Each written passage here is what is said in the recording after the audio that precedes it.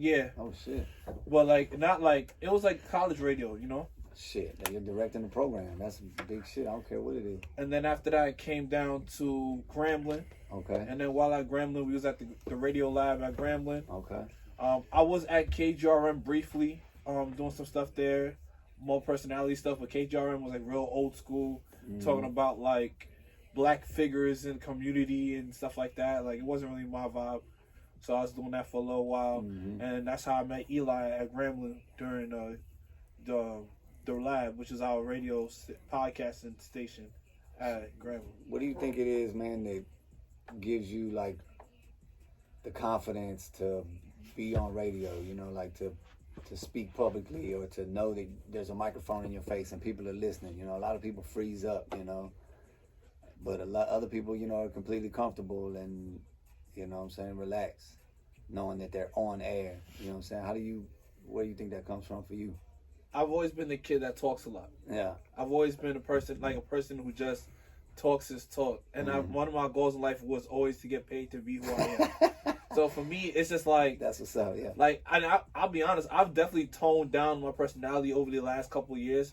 Just for like different reasons. Life happens, you know, you just kind of get in a space where you kind of chill out a little bit. Right. But I just feel like, why not? Like, I know it's crazy. A lot of people are fearful of speaking. Yeah, oh yeah. That's public speaking. They say public speaking is like, you know, bigger fear than like, you know, getting chased after a dog or, you know, getting shot or stabbed or something. Like, public speaking, like more people, you know, because I'm more comfortable in radio than I am like being on stage.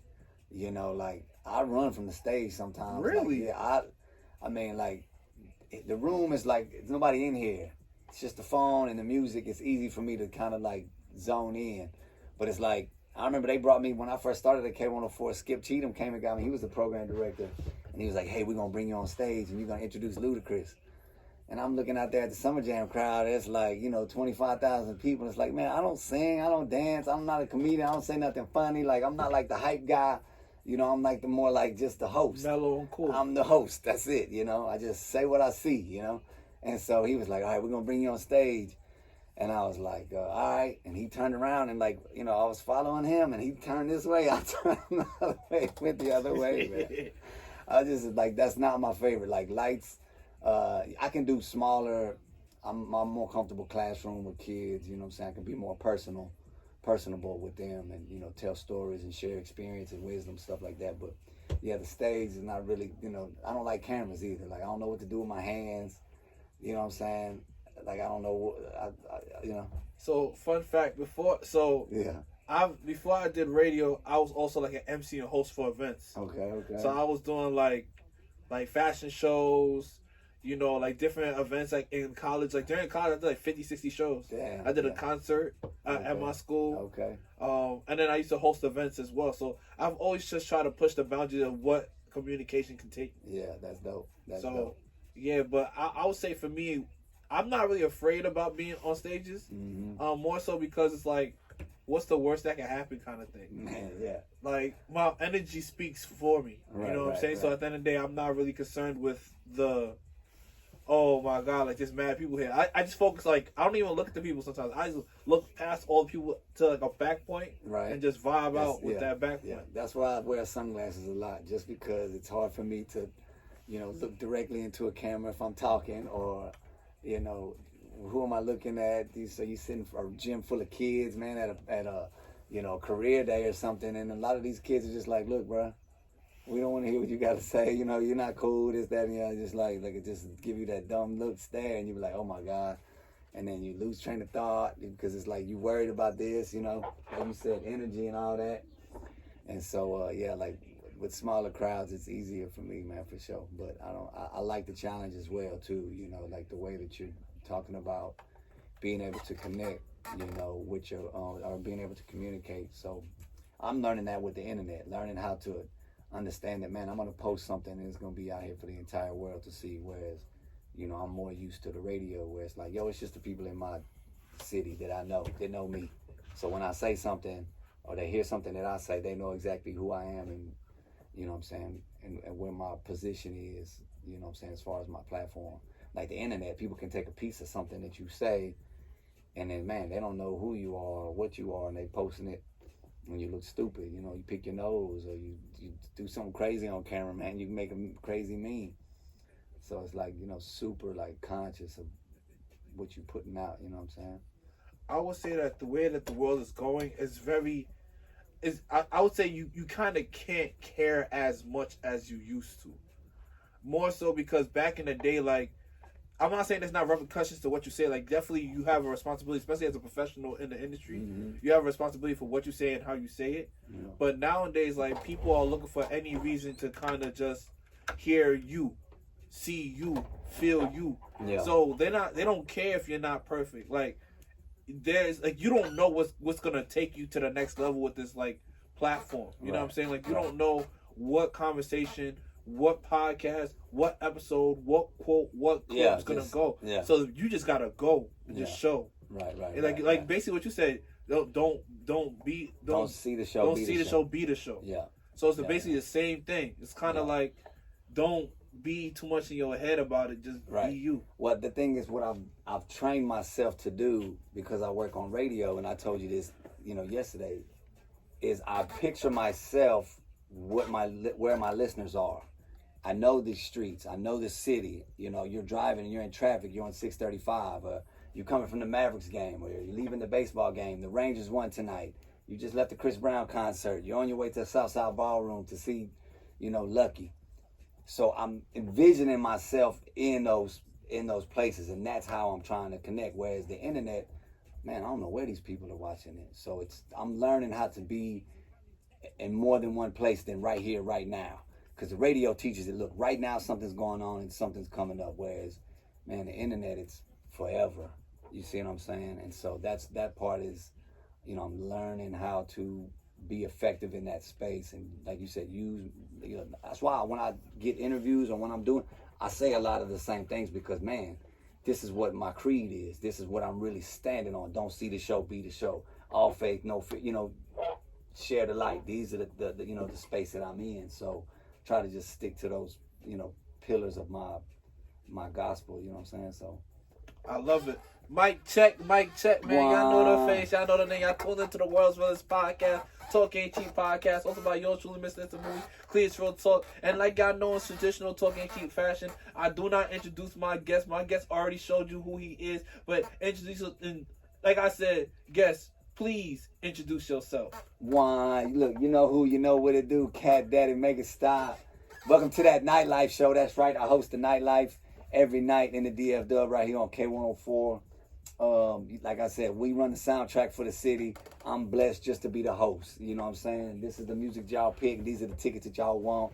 And this is the games that we play. And this is how we do it every day. Welcome to the nightlife, man. I'm glad you made it out to the studio, man. What you think, bro? What you think about it? I think the studio's fire. Yeah. I think your resume and your reputation precedes you. Excellent. I did some homework on you. Okay. And you'll see that as we go through the episode. All right. And your energy is infectious. I think that's something that you should definitely lean more on as well. I don't know if you, and I think it's okay to be the cool guy. Mm-hmm. I think back in the day, it was all about being the high energy, high personality. Nah, we 30 plus now. Right. It's okay to be unk. It's okay to be unk. Yeah. The shorties like unk these days. They don't need. They think unk got old money. That's what it is. That's seasoning, baby. That's what that is. Come on. That's seasoning, baby. You I'm heard gonna sprinkle some sauce. You come around anywhere around me, you're gonna smell the sauce. Don't worry, man. So let's start it off real quick. You are one of 12 children. Yes. What was your upbringing like for you being one of 12 kids? You ever been to the military? That's how it was run, like military, man. Like everything was really disciplined, really strict. We up at this time. We eat breakfast at this time. You and you. You know, you clean up. You and you. You take out the trash. Y'all get your little brother and little sister ready for school.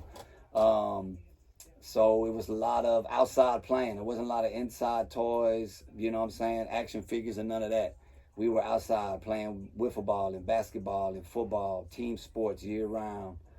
Church every Sunday morning, 8 o'clock, shirt tucked in on the front pew. You know what I'm saying? So yeah, that's how we grew up. Just a lot of vacations. We did a lot. We didn't have a lot. If I can put it to you like that, we did a lot. There was more experiences than than shopping. We didn't go out to eat a lot. It was just good home cooking down in Baton Rouge, Louisiana, man. And so we had a lot of leftovers. It was amazing food, but it wasn't no going out to eat. There wasn't a lot of, like, we thought going out to a buffet was, man, a buffet? Bro, we pull up into Mr. Gaddy's, or, you couldn't tell us nothing at Ryan Steakhouse or Golden Corral. That was it. But yeah, man, just always putting on a show, man. With older brothers and older sisters, there's always somebody that's gonna laugh at your jokes and teach you new tricks. And then there's, somebody always younger than you to teach and to show off for. So I think that's the biggest thing is from being in a big family is like, man, you already have an audience. There's already people to get along with and learn how to, you gotta have patience, man, with a big family like that. So a lot of stuff really doesn't get on my nerves, right now. Like people can't really, change my energy like that. Like that's you trying to, bother me, sorry, bro. Like I got 12 brothers and sisters that used to get on my nerves. Like I'm not worried about you, so really made you tough. And man, it was just fun. Like always having somebody to play with and yeah, live on the radio and then live on the podcast. Man, I'm blessed to be here. Shout out to my bro Big Eli for making me come out here and just vibe with him and beautiful people at K104. I love K104, man. If I move out here, I want to be a part of y'all family, man. That's what's up. Yeah, you auditioning right now. You see your boy is clearly trying to send in an audition tape, Eli. Yeah, we might just slide him over here and be like part of the nightlife show. Man, I'm here. That's so dope. My next question for you is, what was it like being raised in Baton Rouge in the 80s and the 90s? Because Baton Rouge is an interesting place. Right. We know Baton Rouge now, from NBA Youngboy and all of those acts. Mm-hmm. But if you're not from Louisiana, what is Baton Rouge like? I don't know, but I didn't really realize that until I left. You know what I'm saying? The questions you're asking me and then the way you propped it up is, I didn't realize until I left, because that's really all I knew. I grew up less than a mile away from both of my grandparents. So my parents grew up less than 2 blocks away from each other. And so, we were super tight, super close, just in proximity, just physically, with all my family. I got 12 brothers and sisters, but my dad is one of 9. My mom is one of 5, 4, 5, 10, Sandra. No, my mom, 4 of them. So yeah, that was Baton Rouge was dope, man. I mean, I was in the pool every summer. We lived in a neighborhood pool. I lived probably, half a mile from my elementary school. So that's the only thing I knew from kindergarten to 8th grade was one school. And then high school, Baton Rouge High, go Bulldogs. Everything was, man, LSU football was the main thing, bro. Mardi Gras, we'd take a trip to New Orleans. We would always go to New Orleans 2-3 times a year, because that's where my dad is from. A lot of family in New Orleans. So Mardi Gras was always big time down there. Anything down in the quarter in New Orleans, Riverwalk and all that. Coffee Call and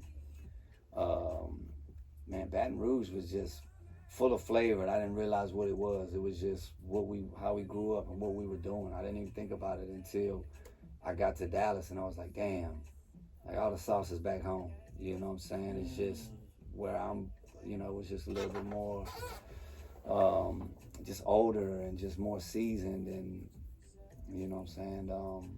Yeah, shoot, it was just good food, man, good food. Everything was a party, bro.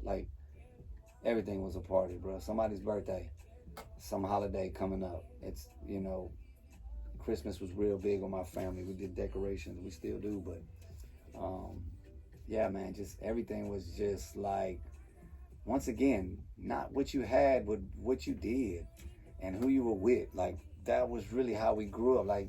We didn't have, there wasn't a whole lot we was bragging about we had. It was just, man, good times, with a BB gun in the backyard, chasing squirrels and slingshots and running in the ditch. We didn't, that was just fun to collect cans and go trade them in, riding go-karts and, yeah, man, we just growing up, I guess, you know what I'm saying? That's fire. Yeah. So, at what point did you realize that you had a talent or a knack for speaking? Let's see. A knack for speaking. There's a few hundred stories I could tell you, bro, on something like that, where people ask you a question like this, you think of people that you looked up to, you know, family members that would, you know, speak or announce. You know, I always loved getting in front of class and, you know, doing oral presentations or hosting the talent shows or reading the school announcements, you know, trying to read. Shout out to the morning announcements. Yeah, the morning announcements. Like, any chance to just say what I thought out loud, I really, you know, just did that, you know. Even as like kindergarten, first grade, second grade, I just felt like something funny in the class, I should say, like, hey, okay, make a quick joke back to the teacher, you know, just like a teacher's pet, just say something funny that people gonna laugh at. Not to be a distraction, but just to kind of narrate, you know what I'm saying, like what's going on. Man, bro, like you keep wearing them same shit, you know, whatever. You see what I'm saying? Like just something, I'm trying to think of, you know, certain instances. And I can think of some, you know, the longer that I talk, I think of some things. But I remember in fourth grade, we had a fundraiser. And it was for Muscular Dystrophy Association, for the MDA. And one of the incentives was if you raised at least $200, you would get a bike as part of your congratulations. And so they give you the little milk carton, and it's got the little thing on the side of what the MDA represents. And you could put your money in the slot, if you know. And I just thought that you just like leave it in the kitchen table and your mom and dad just put a couple extra quarters or whatever when they get home from the day. And over the next 2 or 3 weeks, I'll bring the carton back in. But my older brother was like, nah, man, you got to get your bike, bro. Like $200, man, that's $200 is easy to go get. And I'm like, what do you mean easy to go get? He's like, bro, just go door to door and ask people, tell them that you're collecting money for the kids. And I'm like, kind of shy, like, bro, I'm not walking door to door. Like, what are you talking about? He's like, bro, trust me, this is easy. Put your uniform on. And I'm gonna have mom drop us off about a mile from the house, and we're gonna weave our way down the streets of the neighborhood. We'll end up back at the house. So I'm like, okay, whatever, bro. So we get out there, and he's like, look, tuck your shirt in. You got your uniform on. Walk in, knock on the door, introduce yourself. Tell them who you are. Tell them that you go to school at St. Thomas More. Tell them that you're raising money for MDA. Tell them what this money is going to do for the kids that you're raising money for. Tell them what the money is going to do for you. If you get $200, that you'll get a bike. And then you just let them say yes or no. And if they want to, you know what I'm saying, if they want to give you money, then it's the worst thing they can say is no. And I was like, all right. So what he did was just let me know, like, find a connection, find a way for body language and for, you know, the way you speak, sound like a professional, and try to make a quick connection and you know what I'm saying, find a common denominator. And that way, you know what I'm saying, they feeling you a little bit with what you're doing, and you giving them the opportunity. If they say no, that's okay.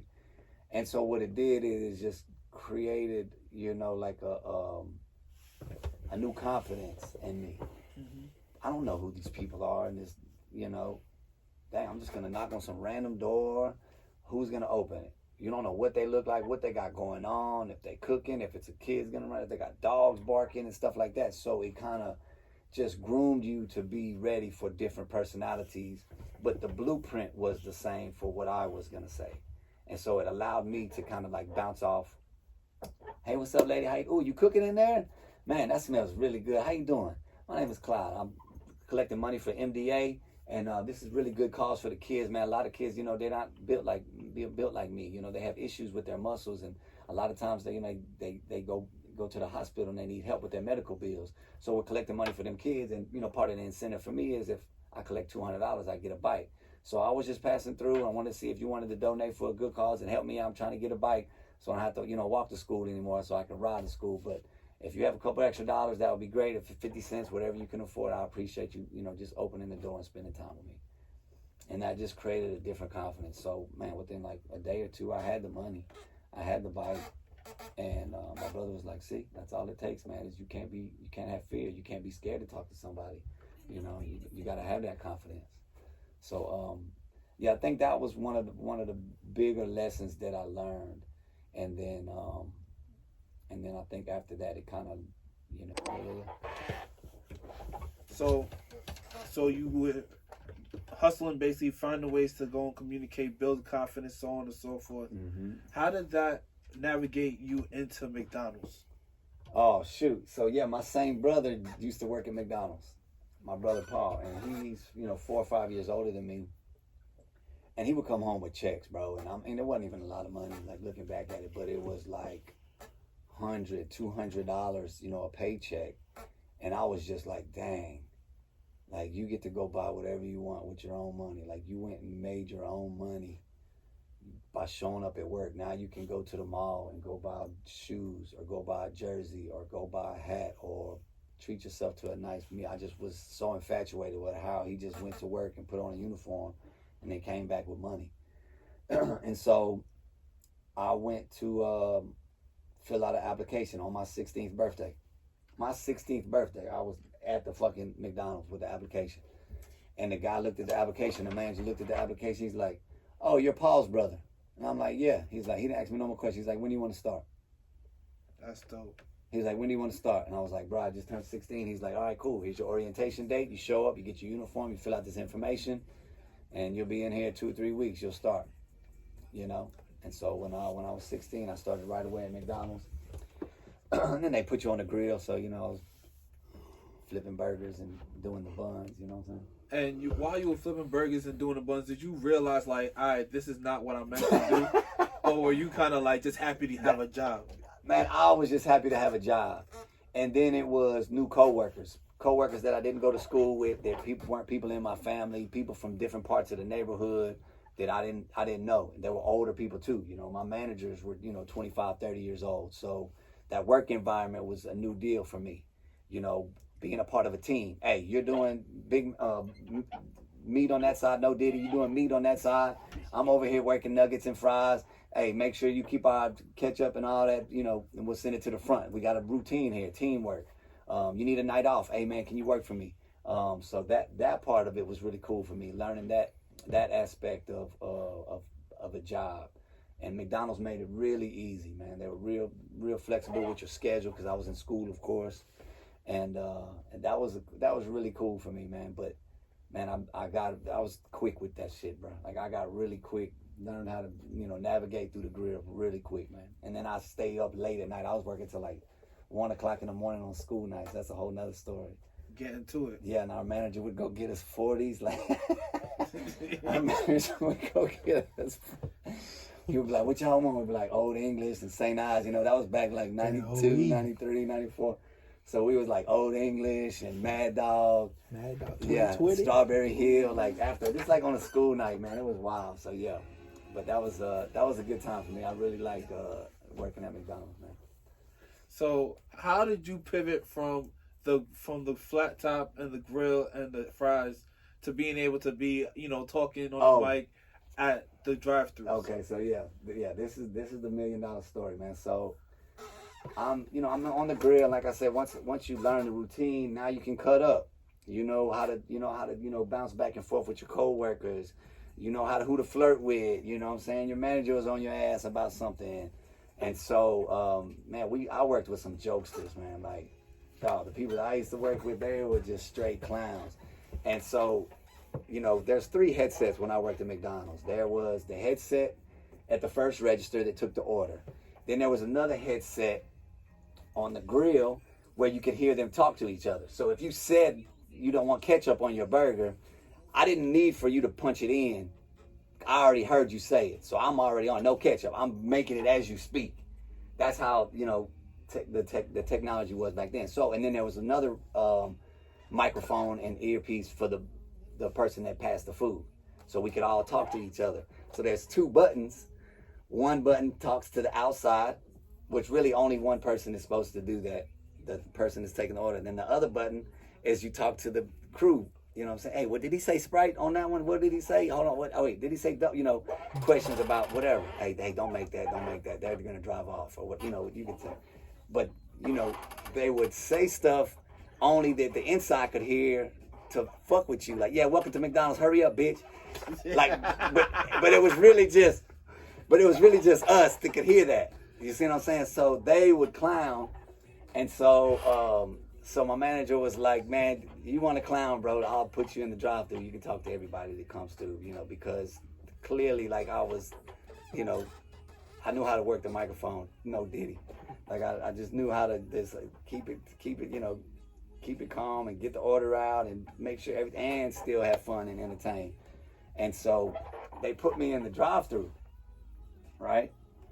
And, you know, they show you how to, you take the order, and then you take the money, and then you send them to the next window. And then when you're not taking the order and taking the money, you go wash dishes. So that was the routine. That's all you did, wash dishes and take the money. And so, like, after 2 weeks, my manager called me in the office, right? And he's like, hey, what are you doing in the drive-thru?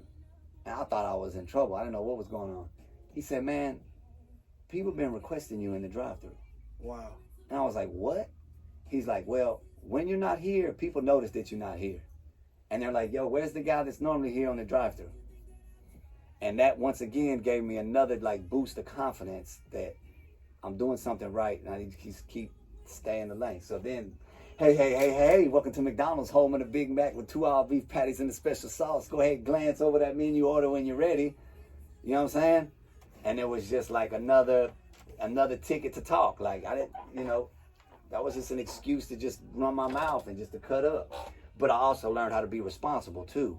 Some people, they just want their food. They don't want that like clowning and hoopla. They just want, yeah, I know what I want. I know how much it costs. I'm trying to get out of here. Other people, they don't care. They want to cut up. Some kids, you know, they're cutting up with you, so you give them free Happy Meal toys. Or your homeboy wants to come through and get all the Olympic cups, so you just hooking people up in the drive-thru and just throwing extra nuggets in the bag and shit like that. Like, it was a whole operation we had. I had a homeboy who used to sell weed in the drive-thru. That's crazy. And the password was extra lettuce. So people would come through the drive-thru and be like, yeah, let me get a chicken nuggets extra lettuce. I'm like, chicken nuggets don't come with lettuce. What the hell? Hold on. McDonald's was a lot of fun, man. I really grew up a lot. Learned a lot from a bunch of clowns, and you know, I was fortunate to, you know, work probably, I don't know, it's probably a half mile from the house. Sometimes I would walk to work, you know what I'm saying, walk home. Sometimes I'll walk home drunk because the 40s and stuff. And the Mad Dog. And then, and the Mad, bro, I would like, man, I can't believe I'm telling you this. So, bro, I would take like the patties, like the 1/4 pound patties, you know, from the freezer. Mm-hmm. People would be at my house for like a barbecue and they'd be like, man, your burger's round. Bro, we would have like the pancake batter. Like, people would come to my house and my mom would make the pancakes with the McDonald's batter. And they'd be like, man, these pancakes taste just like me.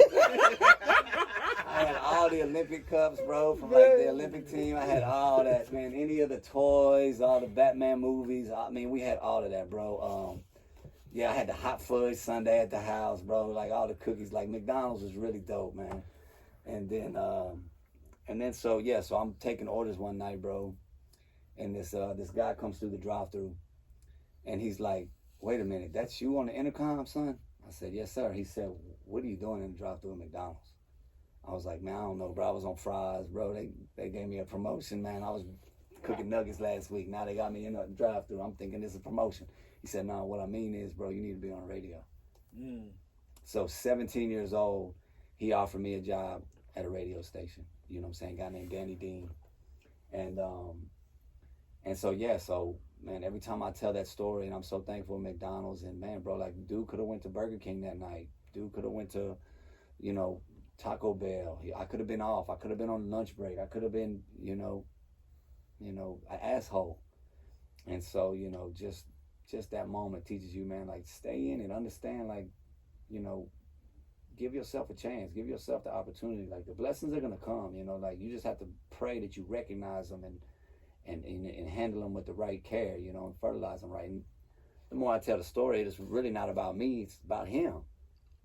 him seeing something in me and knowing that he could put me in a position and taking that opportunity to extend that baton to me and say, yo, you got something, I'm gonna trust you with it. You see what I'm saying? So I'll always, never let him down, just because he was the first one to really believe in me and see something in me that, I may or may not have seen in myself, but just to recognize the talent that he could coach and fertilize, and just for that split second, 30-second order in the drive-thru, bro. Like, just absolutely amazing.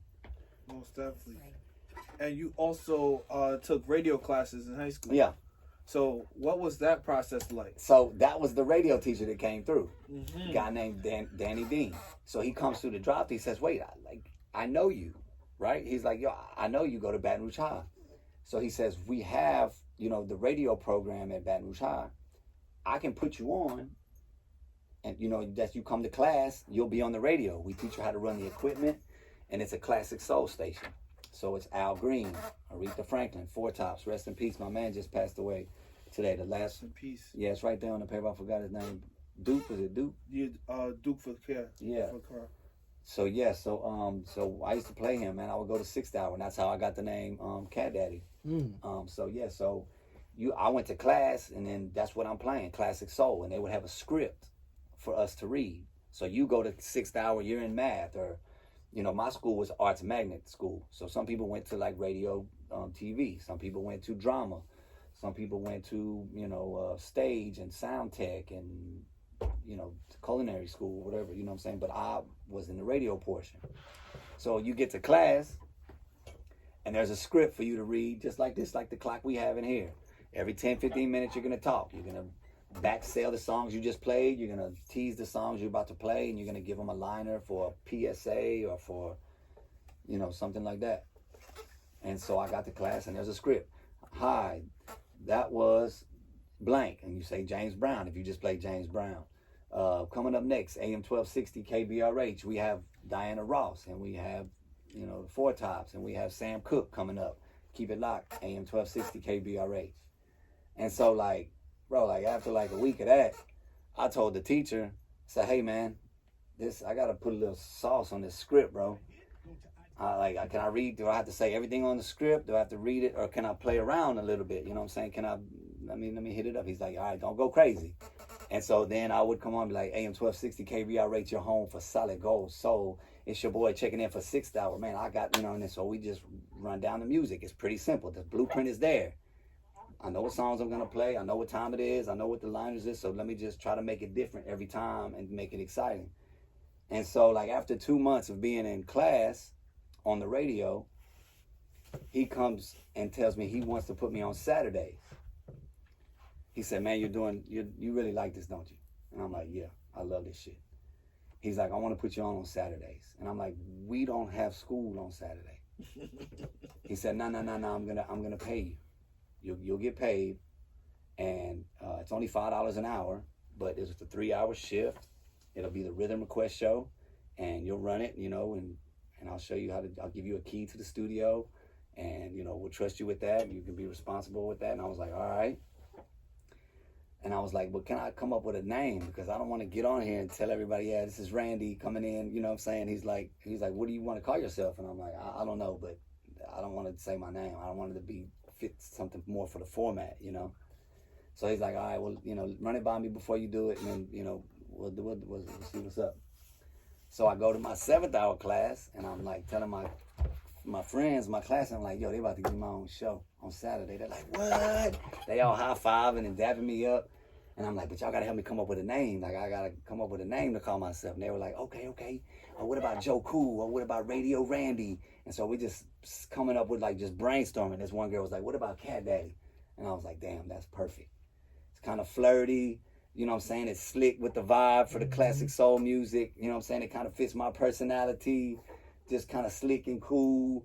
And it's, I was like, that's perfect, Catdaddy. So I went and asked my radio teacher. I said, it's cool if I call myself Catdaddy. He's like, I like that, Catdaddy. Let's do it. So that was it. So I worked on Saturdays. I did my shifts during the week. And then I worked on Saturday, every Saturday. And when I got my report card, they would give me a paycheck. At 17 years old, bro. At my high school. Absolutely crazy. And so, yeah, that was all because of McDonald's. That same guy.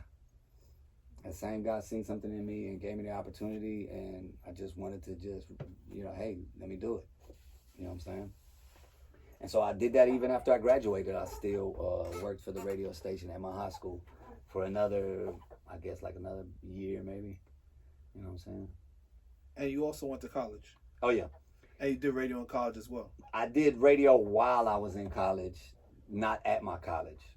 So once I was already experienced, I didn't feel like I needed to go to school for it. You see what I'm saying? Like, I'm already have a job. Like, I'm already working and I'm making money. So I don't need to go somewhere where they're gonna teach me how to do this. I'm already in the game. So I went to school for business, management, marketing, and just basically just to be there. It wasn't like I was trying to do anything. I just thought like you go to college after high school. So that's what I did. So how did you get your opportunity to join K104 at 17? So because all that was in Baton Rouge. All that they having in Baton Rouge. And so I worked for another station in Baton Rouge too, a station called Max 94.1. And so that's where I was at when I got the opportunity to work in K104. So did you want to hear about the Baton Rouge or how I got to K1? I know your question. This is your episode of Talk Ain't Cheap, brother. Okay. There's gems in every conversation. There's some crucial elements in this bridge between my high school radio station and Max 94.1, my first commercial radio station where we put listeners on the radio and we gave away tickets and we were involved with concerts and community and stuff like that. The other one was just I'm in the box for an hour, 3 hours a week, and that's it. You see what I'm saying? But this next one was, the hip hop station just came on in Baton Rouge right when I graduated, I graduated 96, so I think it came on 97 is when it came on, or late 96, but either way. So there was a guy that worked for the high school radio station. He was a program director, a guy named Rob Pear. And he was also on the morning show for the hip hop station with a guy named Guy Brody. It was Guy Brody and Robbo. And so after I realized that he was working there, because, I was just paying attention. I'm like, damn, that's the same guy. Like, what the hell? He was the morning show?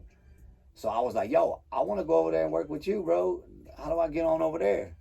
He's like, put together an air check, basically like a 3-4 minute demo reel of what you do, of what you've been doing. That's easy. You're already doing it. You're already in. Just record. And then at the end of the shift, just take like 3-4 good minutes, and then I'll give it to him. So I'm like, all right, cool. So I put it together, put the tape together, and he dropped it off with a guy named Al J. Wallace. So he drops it off with Al J. And I'm thinking Al J's just gonna call me. Like, man, McDonald's hired me on the spot. This dude came and drugged me out the drive-through to work on my radio. So I'm thinking this is just gonna be like, cut. Hey, there you go. I'm here. And so I call Al J. I say, hey man, did you get my demo? This is Catdaddy from Baton Rouge High. Did you get my demo tape? He's like, oh yeah, I got it. I haven't listened to it yet, but I'll check it out and I'll give you a call. 2 weeks go by. No call. I'm thinking, dang, what is he tripping on? He told me he was going to listen to it. I'm thinking everybody's on my tip. You know what I'm saying? So 2 weeks go by. I call him again, say, Al J, this is Catdaddy. Have you listened to my tape yet? He's like, nah, man, I haven't listened to it, bro. I'll give you a call when I check it out. So like 2 months go by.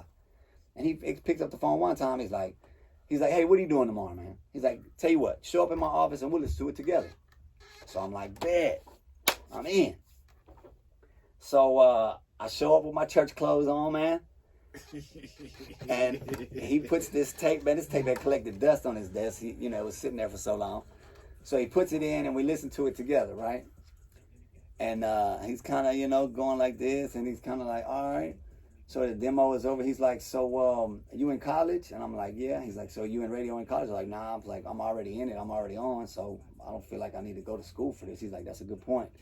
He was like, well, I don't have anything on the hip-hop station, but I can put you on in the country station, you know what I'm saying, just to like run the boards overnight, you know what I'm saying, just to get you. And I'm like, I can't do no country station, man.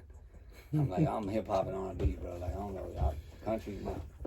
He's like, all right, well, that's all I got right now. And I was like, well, all right, I appreciate it, and, maybe something will open up later. So I get in the car to leave the interview, and I call the guy, Rob, that set up the thing. And I said, hey, man, I just want to let you know I left the interview. Just want to thank you again for, you know, setting it up. And he's like, okay, well, what did he say? And I was like, oh, man, he thought my tape was good, but he only had something on the country station. He wanted me to work at the country station. My guy's like, that's what's up, man. You in the door, bro. Congratulations, you in. And I'm like, no, I told him no. He was like, Catdaddy, it's not that type of business. Yeah. It's not that type of business where you pick and choose, like, oh, I want to be on the morning show. Hey, I want to do overnights. Hey, I want to do weekends. I want to do. He's like, no, it's the type of business you get in and you change the trash can liners until they see how your work ethic is and they feel your personality and see if they can depend on you and how responsible you are. Are you showing up on time? Are you running around making excuses? I was like, damn, you're right, bro. So I called LJ back and said, LJ, man, I made a big mistake, bro. I'm going to go ahead and take that country job, bro. He's like, oh, no, the position's been filled. Hang right up on me. I was hurt, bro. Fucked up. Damn, I fucked up. So I called him a week later. LJ, what's up, man? It's Catdaddy. Who? Man, it's Catdaddy, bro. I know I messed up, man. I should have taken the country. Sorry, bro. There's nothing right now. Called him a month later. Hey, LJ, what's up, man? It's Catdaddy. I'm checking in, man. Y'all sound good, man. But y'all could, you know, maybe a little flavor at night, bro. Maybe I can slide in and do something, you know. Hey, man, you don't have to keep calling me. I got your number. When it's time, I got something for you, I'll give you a call, right? So I'm hurt, bro. This shit's going on for like 3-6 months, and I'm like, I'm out of there, you know, I'm still in school, but I'm just like, the radio thing is just like, I'm still at the other station, but I really wanted to get on, and I just felt like I missed my opportunity. So one night, I'm listening to the radio, and they're giving away the Master P Ghetto D CD, Winter and Hour Weekend. A girl named Adrienne Long was on the radio. It was like 2 or 3 o'clock in the morning. Just I stayed up because I knew that at Winter an Hour, they do a winner every hour. They really mean that shit. So I won a CD like 2 or 3 o'clock in the morning. The girl answered the phone. Max 94.1, you called number 9. Who is this? I was like, yeah, this is Catdaddy. I answered the phone and I won, but I answered and I'm on the, like I'm auditioning for the job. That's right. I know what I got. Ghetto D CD, baby. That's right. I'm a big Master P fan. Hooty-hoo, whatever. I'm just on the radio talking on the phone as a winner, but I'm trying to audition like you doing right here, like you showing your stuff. So that's what I was doing as a winner on. And she was like, yeah, so man, that was pretty cool, you know, you excited. I'm like, yeah. And I was like, yeah, I've been trying to get on up there, but LJ she's like, no, you got to keep staying on him. You got to stay on him. Keep calling him. He wants people that really want. He don't want nobody that don't want to be here. So you just keep showing interest. So she really gave me the, she gave you some game. She gave me some game. She was like, stay on, and I'll forever be grateful to Adrienne Long. And so sure enough, when I go pick up my CD, the lady at the front desk, I said, look, I know I'm here just to pick up the CD, but if LJ's here, I would love to speak to LJ. I think I would be cool if I talked to him. She's like, okay, that's fine. He's coming out right now. And I turned around, and he's walking out the hallway. And before I could say anything to him, bro, he looked me dead in the eye and said, Catdaddy, what you doing Sunday night? I need somebody to work Sunday night. Just like that. Just like that, bro. That's crazy. Persistence. Crazy. Bro, because I won the fucking CD, and I show up to pick my CD. Wow. And so he pulls me into his office. He's like, all right, look, this is what we're going to do. Midnight to 6. You'll come in Sunday night at midnight, work till 6 in the morning on Monday. Can you do that? Because what time you go to school? I was like, 8 o'clock. He's like, cool. You got time to get to class. You get off at 6, you'll be in class at 8. He's like, I need 2 weeks for free. You just work for free. You just audition. You know what I'm saying? Just they want to test you out. Make sure you're not cursing on the radio. Make sure you're not fucking off, playing crazy shit. You know, can you stick to the script? Can you, you know what I'm saying, stick to the clock? Can you play the game? And so I was like, all right, man, I won't let you down. You're going to love it, bro. So after the 2 weeks, I called him that Monday. I was like, so what's up, man? Am I in? He was like, oh, bro, I forgot to listen. I'm not going to lie. This guy. Just playing with you. So he's like, top, man. So he's like, give me one more week. Give me one more week and I'll check it out. And so that following Sunday, I worked from midnight to 6. And he calls me like halfway through my shift.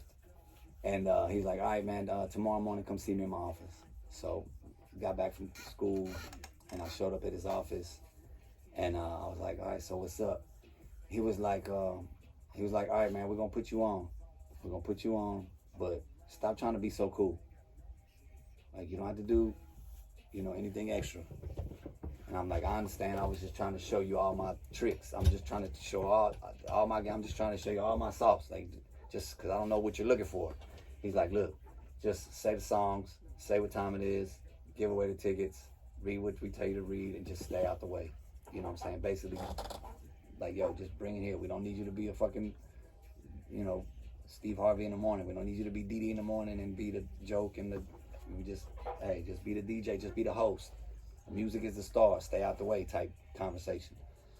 And so I was working 8 shifts a week within 2 months. Wow. 8 shifts a week. So I was doing Monday, Tuesday, Wednesday, Thursday, Friday, Saturday, Sunday during the day, and then again Sunday at midnight. So it was, yeah. It was intense. It was intense. 8 shifts a week and going to school, but I was polishing my craft, you know, they were giving me so many reps. Late at night when you're really comfortable, you know, not a lot of people running in and out in the station, not a lot of commercials, so the music flow was real strong. I was one of the only live DJs in the city. Everybody else was like automated and just running computers at that time. So me putting live listeners on, you know, interviews, and had a slow jam show. You know what I'm saying? It was hard, bro. I'm not gonna lie, it was real hard, but it was, you know, a period. You talk about being in Baton Rouge, it was a period in growth for the entire city, you know what I'm saying, as far as the rap scene and as far as the industry. You know, Cash Money and No Limit was coming on at the same time. You know, this was, you know, Cash Money was No Limit had been popping, you know, 98, you know what I'm saying, 97, 98. Then Cash Money came on 99, 2000. So that was right when the wave, we was riding that wave. So we would have Cash Money in the studio like it wasn't nothing. We'd have No Limit in the studio like it wasn't nothing, you know what I'm saying? I used to work at a restaurant right across the street from No Limit Studios. Like I know the No Limit dudes from a restaurant I used to work at. Wow. Yeah, I knew all them dudes, man. Especially like Beats by the Pound, KLC and Moby Dick and yeah, man, Serve On and C Murder and Silk and Fiend and Mystical, like Mia X. I would see them like while I was they would come to the restaurant I was working at. And then they were like, dang, you work at the radio station? And so then they start coming, doing interviews, doing drops. And yeah, that was a cool time. That was a cool time for me, man. That's fire. So from there, you then transition. How do you get the opportunity to join K104? Oh, yeah. K104 was sick, man. So, you know, before like the internet really took over, record reps had to physically bring the music from city to city. Record reps for each record label, let's say Interscope or Universal or Warner or whatever, whoever it was, like they would go from city to city. They would have record reps. They go to Little Rock, they go to Shreveport, they go to Baton Rouge, they go to New Orleans, they go through Houston, they come to Dallas, and they make a route in their region. This was, I guess, Southwest region, what they call it. So there was a guy named Romero Hartfield, and he was one of the record reps. Man, there was Leslie Wyatt, LC, Olden, I mean, I can name Colleen. There was so many record reps that I would see on a regular basis because they were always at the station with their records. And so they began to see me and my personality and see me interact with celebrities because they would bring artists and we would do interviews. And so a guy named Romero Hartfield, he would touch base with me every time he came to the city. Man, I'm just driving through, bro, and you sound good on the radio, bro. Like, you sound really good, man. I'm just letting you know we checking you out, man, passing through. You know what I'm saying? He worked for Interscope at the time. And so every time he passed through, he would call me, hey man, I'm just checking you out again, bro. And then sometimes we'd see each other at the events and stuff. And then one night, I'll never forget, he called me, he was like, say bro, you need to get to a major market. And he was like, I think you're ready for a major market, bro. And I was like, well, wow, what do you mean major market? Like, what are you talking about? I am major market. Like, what are you talking about? I'm hanging out with Lil Wayne and No Limit.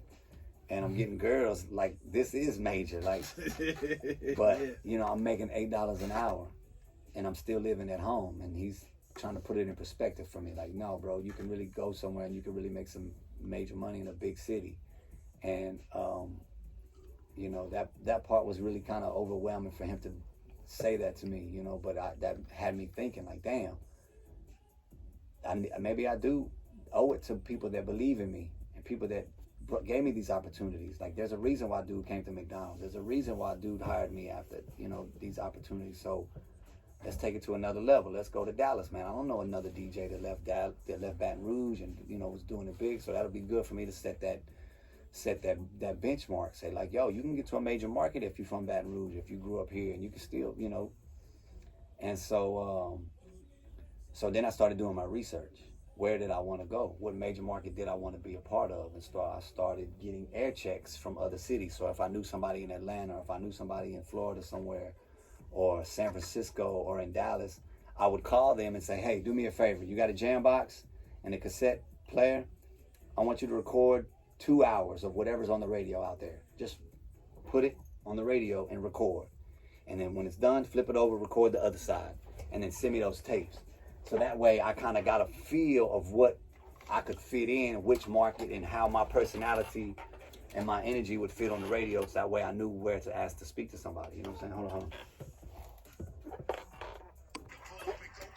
So yeah, man, that was how I got on. So I started doing research, and I just felt like Dallas was a easier fit for me.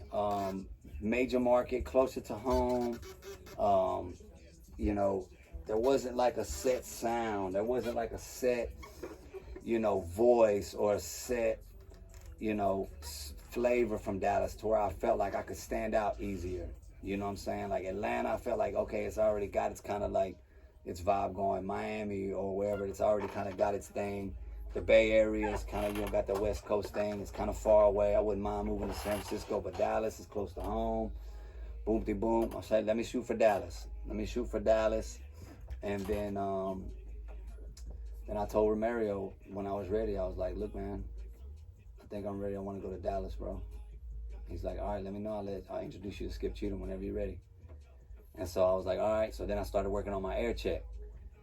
Like just chopping and chopping, putting up my best work down, you know, making sure the music was tight, making sure the energy and the calls and everything was just precise. And so it probably took me 3 or 4 months to put together something, a project that I would stand out and say, look, this is what I've been doing for the last 4 or 5 years, man, down in Baton Rouge, and I want to come do it for you. And I wanted to say that with confidence. Like, I don't care, you push play on this shit, bro. If y'all don't get a job off of this, I ain't nothing left. It ain't gonna happen. And so I put the air check together, and I was actually gonna fly out to LA because one of my good friends is Shaquille O'Neal, so I was gonna fly to LA. So instead of flying directly to LA, I had a connecting flight in DF-Dub. So I flew to DF-Dub, and Romario picked me up from the airport. He's like, we're gonna see Skip right now. And I'm like, right now? We're gonna go see Skip? I thought we were just gonna hand this off and then you give it to him. He's like, no, we're gonna go see him right now.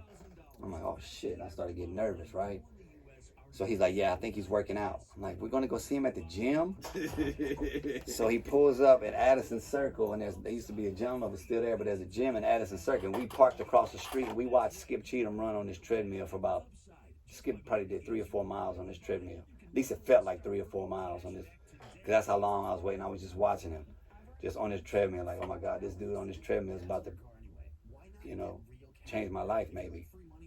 He has the power to pick me, to choose me, you know what I'm saying? So I'm like, shit, I just can't believe, like, this is what you pray for, these opportunities, these spaces in time where you're prepared, and, you know, your experience and your wisdom is going to give you that confidence, your discipline, to say, you know what, this is what I'm working for, you know what I'm saying? These people believed in me. I put my, you know, my game in play, and worked on my craft, and asked questions, and, you know, learned from people that were better than me and smarter than me, people that I grew up listening to. And so Skip finally comes off the treadmill, and Romario flashes his lights in his navigator. Flashes his lights, and he kind of waves to Skip, and Skip comes on over, and we get out the truck.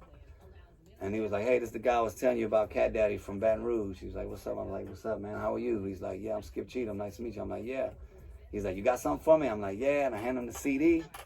And I'm like, yeah, man, this is the best 5 minutes I got, man. So, you know, when I've been working on, you know, 4 or 5 years. So check this out, man. I want to come up here when I graduate. He's like, all right, well, let's go listen to it. I'm like, oh, shit, right now? He's like, yeah, let's jump back in the truck. So we get back in the truck, and he puts the CD in. And we listened to the whole thing, bro. Like 3-5 minutes or whatever it is. And he's like this, just kind of like, you know, shaking his head. He's like, all right, bro, I'll check it out and I'll think about it, man. And I'll, you know what I'm saying? We'll see if we can't make a move. So I'm like, damn, bro, that was crazy, you know? Wake up the next morning and I fly to LA. When I land in LA, there's a message on my voicemail. It's Skip Cheatham. Hey, yo, Skip. Catdaddy, look, man, when you graduate, man, we're going to move to Late Night Creep. That was the name of my show, the Late Night Creep. He's like, when you graduate, man, we're going to move to Late Night Creep to D-Town. Give me a call, man, so we can set it up. Yeah, bro. That's crazy. So yeah, so I didn't even graduate yet in college. You know what I'm saying? That was Easter week, and so we graduated later that May, June. I didn't even walk in my graduation. Once I finished my classes, I was gone. And you know, I was just, my parents, like in my family, they just couldn't believe that shit, bro. They were like, "What are you gonna do when you graduate?" I was like, "I'm gonna get a job, you know, somewhere with this radio thing." Somebody said they know somebody, and I'm gonna talk to about 3 or 4 people, and if nothing happens, then I'll, you know, come back here and start a business. But you know, I think I got something. And so, like, you have to talk to my dad now, and he's just still like, I can't believe all this is from a 30-second interaction at McDonald's. But it comes from something other than that. It comes from wanting to be in front of class and talk to kids at the talent show. It comes from wanting to read announcements at school. It comes from walking through the neighborhood and meeting people. It comes from all those experiences. You said it, like people that you thought were cool, you know, learning from them. People that you think are assholes, learning what not to do. Learning how to be in front of crowds, learning how to make somebody feel special, you know what I'm saying, on a brief encounter, or just chance, you know, right place, right time. And so, you know, I didn't miss many of those opportunities, you know what I'm saying? And there was one opportunity that me and my mom were walking through the mall, and there's a radio station set up, a country radio station. I was probably like 10 or 12 years old. And the dude was like, all right, I got 2 Kenny Rogers tickets right now. 2 Kenny Rogers tickets. K104's. I forgot what station it was. K104's. I need somebody to stand up on this table right here and do a cheer for LSU, and I'll give you 2 Kenny Rogers tickets for tonight. My mom was like, okay, good, do it. Like, I'm the outgoing guy. I'm the Mr. Vibes. I'm Mr. Vibes. So, bro, before I could make up my mind, because I got nervous, I didn't know what to say. I didn't know what to do. I didn't have nothing planned. Before I could make up my mind, this other dude jumped up on the table. Hey, 2 bits, 4 bits, 6 bits, $1. Oh, for the Tigers, stand up and holler. And there's like 6 people in the fucking... And the dude gets down from the table and the DJ hands him his tickets. And my mom gave me the ugliest look ever. I'll never forget that. Sometimes you learn things from the opportunities you don't take as well. And so that means something to me, and it also means something to when I'm in that situation and I'm giving away something. Because I want those people to challenge themselves to be, you know, uncomfortable. And I don't want you to just have a giveaway. I want you to win a prize. I want you to be in this space. So you say, every time I put on this shirt, man, I remember I did a cartwheel at the mall for this shirt. Remember you did a cartwheel for this shirt? We was at the thing, and Catdaddy, you know what I'm saying, made you sing rap lyrics or whatever it was. They remember them all the time. Yeah, that's the type of things, because I remember those moments. And, you know, yeah, I think you stack those events, man, and I could tell you, bro, 100 more stories just like that, man, of people that, you know, just say something to you or believe in you, and make you think like, dang, I really have an influence. I really have a little bit of a power over somebody's emotion, or make somebody feel some type of way. Why would you waste that? Why would you want to waste that on some dumb shit? Make them, and you know, say something to make them laugh, or make something have a good taste in their mouth. No diddy. You know what I'm saying? Like, you have the opportunity to enrich somebody's life. Don't do it with negativity. You know what I'm saying? Share the light, and understand that these moments are precious, and they can create those moments for everybody else. You know, surprises and stuff like that is really key, man. You know. So now you're in the business for about over 17 years, Shit. over 20 years plus. Yeah. So how has the business evolved to you? Oh my God, bro! Like, man, I've seen it all, bro. Like, I used to record phone calls on reel-to-reel machine. I used to play records. I used to play CDs. I used to play the 8-track carts. Oh yeah, man, like computer, no, like see how we just sitting here and this computer's doing all the work while I'm not paying attention? No, none of that, bro. You had to be right there. You play a 3-minute song on CD, you better be there when that shit rolls out, or there's gonna be nothing on the radio. Yeah, that's the technology is, whew. And then the influence of radio is much different now. So different now because radio used to be the only place you really hear new music. You know what I'm saying? There wasn't all these outlets. Now radio is like the last place you hear new music. Yeah, YouTube, Spotify, Pandora.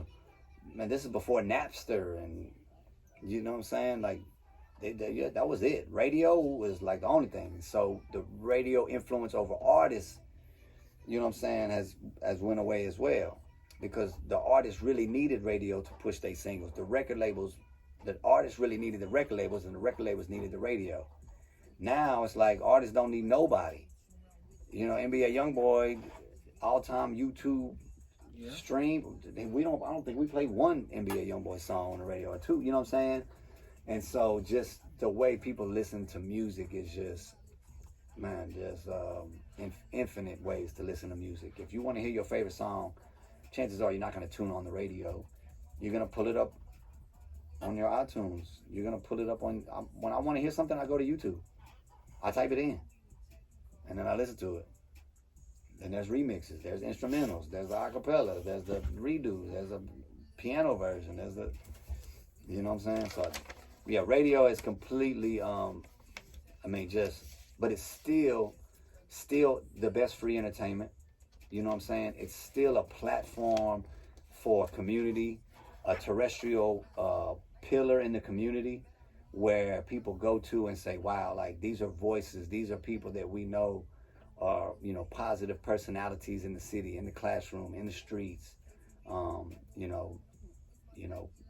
Not only do we, you know, pump up the party, not only are we getting live, but we also in your classroom, we also giving you good game. And I think that's really where I get my fulfillment, is being able to spend time with kids and with community, and just sharing, you know, my wisdom with them, and being able to just say, hey, man, my dreams came true just because I showed up every time.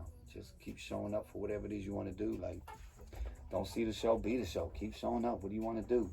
You want to play football? All right, well, hit the weights, run the routes, go see the coaches, play in the games. You're going to sit on the couch and tell me you want to play football? That ain't going to work. You know, you want to be a doctor? I'll go to school. Learn that shit. Take the test. You know what I'm saying? You want to be a radio host? Okay, cool. Start a podcast. Cut that microphone on and talk your shit. Spread the word. Let people see what you do.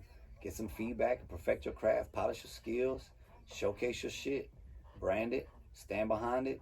And then continue to grow and learn and network and build. You know? That's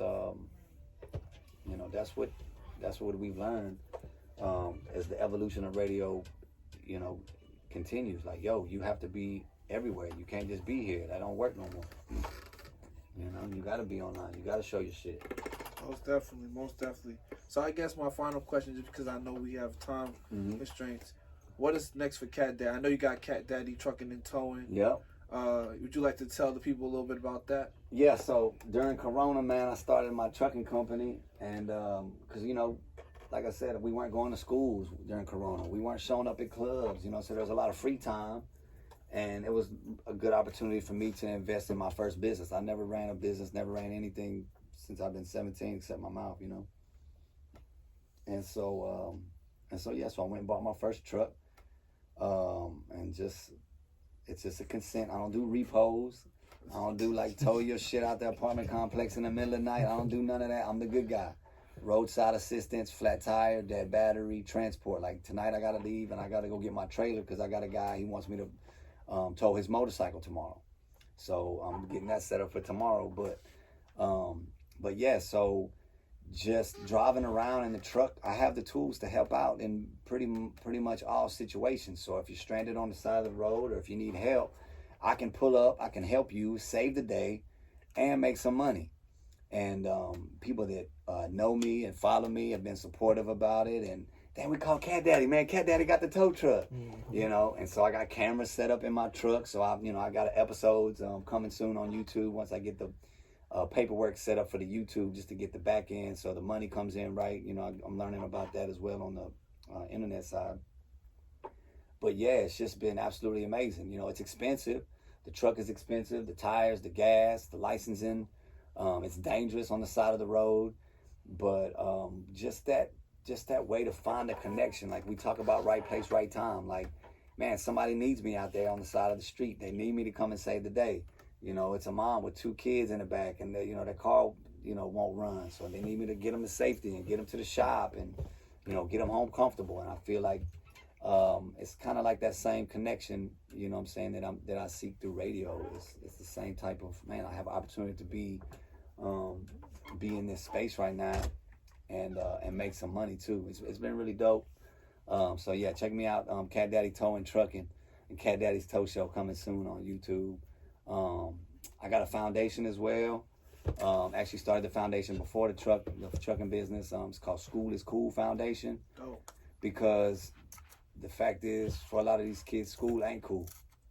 But, it's not about trying to get in the classroom and learn a lot of things. It's about the experience and learning what is cool, the friends that you make, the teams that you're on, your cheerleading squad, cutting up in the cafeteria, your coaches and your faculty that believe in you and give you a good game.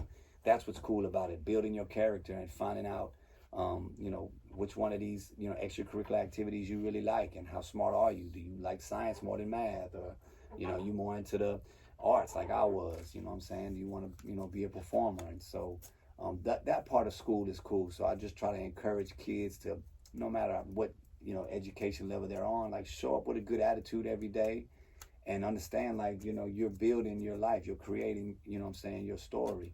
And so try to be conscious of your decisions and be conscious of, what you expose yourself to and what you put your energy and your time behind, because that's really what's going to, shape your future. Most definitely. And if people want to tap in with you, find you, learn more about what you do, where can they go to do that? Yeah, man, you can tune in every night, K104 Nightlife Show, 7 to midnight. Catch me on IG at Catdaddy104 and on YouTube, the Catdaddy Tow Show coming soon. Them episodes gonna have y'all laughing y'all ass off, man. Wild shit goes on in the tow truck sometimes, man. And so I want y'all to get a little insight to, what goes on. Just while the business is going on, there's a whole nother story that's happening actually in the truck. So tune into the Catdaddy Tow Show on YouTube. Check it out.